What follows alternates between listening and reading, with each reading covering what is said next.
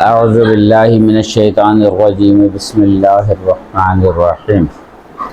جیسا کہ آخری گفتگو ہماری جب منقطع ہوئی، جہاں ہم نے ختم کی تھی، تو اردو کے اوپر آ کر بات ٹھہری تھی۔ تو ہمیں کچھ لیکچرز اردو کے باب میں بھی دینے لازمی ہیں، کیونکہ اردو تحریک پاکستان کی روح رواں تھی۔ لیکن بدقسمتی سے افتاد زمانہ سے کہہ لیں، یا ہمارے ساتھ جو ایک خاموش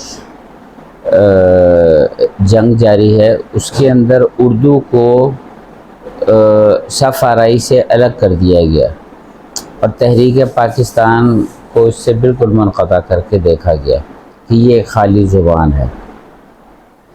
درا حالہ کہ مسلم لیگ کا قیام جس اجلاس میں ہوا تھا، وہ اردو ڈیفنس ایسوسی ایشن، جو کہ سر سید احمد خان کی جو تحریک تھی، علی گڑھ کی تحریک جسے کہتے ہیں، اس کے اندر یہ آگے بنانے پہ مجبور ہو گئے تھے ایسوسی ایشن کہ اردو کے ڈیفنس کی ضرورت پیش آ گئی، کیونکہ 1867 میں جو بنارس میں اردو ہندی تنازع بپا ہوا تھا اور وہ سخت جنگ و جدال کی صورت اختیار کر گیا تھا، تو 1900 میں یہ ایسوسی ایشن بنانی پڑی تحریک کو علی گڑھ کی، اور اس کے 5 سال بعد جب بنگال کی تقسیم ہوئی اور اس کے بعد ہندو اور مسلموں کا فرق بالکل واضح ہو کر آ گیا، تو تب جو ہے یہ مارجہ وجود میں آئی مسلم لیگ، اور کس اجلاس میں آئی؟ اردو ڈیفنس ایسوسی ایشن کے اجلاس میں، یعنی کہ اردو کا ڈیفنس جو کرنا تھا وہ ہم نے کرنا تھا اس تحریک پاکستان کے ذریعے۔ اب تحریک پاکستان کو الگ کر دیا گیا اور اردو کو الگ کر دیا گیا۔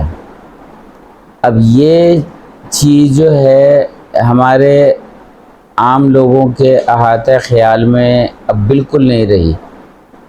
اب اردو کو کوئی برج بھاشا سے ملا رہا ہے، جیسے کہ میں آپ کو یہ ان احباب کے نام بھی بتائیے دیتا ہوں کہ جو اس کو مقامیت سے منسلک کرتے ہیں اردو کو۔ محمد حسین آزاد صاحب نے فرمایا کہ اردو برج بھاشا سے نکلی ہے۔ حافظ محمود شیرانی صاحب فرماتے ہیں کہ اردو پنجاب میں پیدا ہوئی۔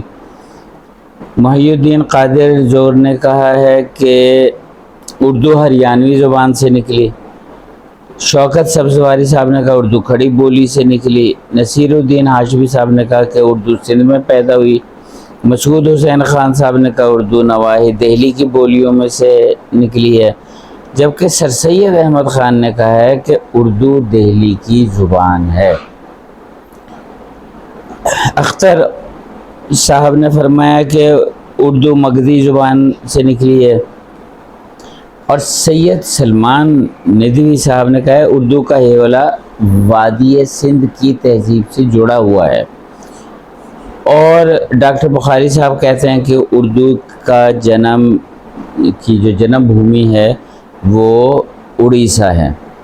یہ سارے احباب ایک رخ درست بتا رہے ہیں، ان میں غلط میں نہیں کہوں گا، لیکن اس کے لیے ہمیں اردو کی جو ماہیت ہے، اس میں علم الصرف کیا ہے، علم النحو کیا ہے، اور اس کے آپس میں تعلق کیا ہے، اس کے اوپر ہم انشاءاللہ اگلی گفتگو کریں گے، اور اس میں یہ بالکل واضح کریں گے کہ اردو میں کتنا حصہ عربی کا، کتنا فارسی کا، اور کتنا علاقائی زبانوں کا ہے۔ آپ کی سماعتوں کا بہت شکریہ۔ السلام علیکم ورحمۃ اللہ وبرکاتہ۔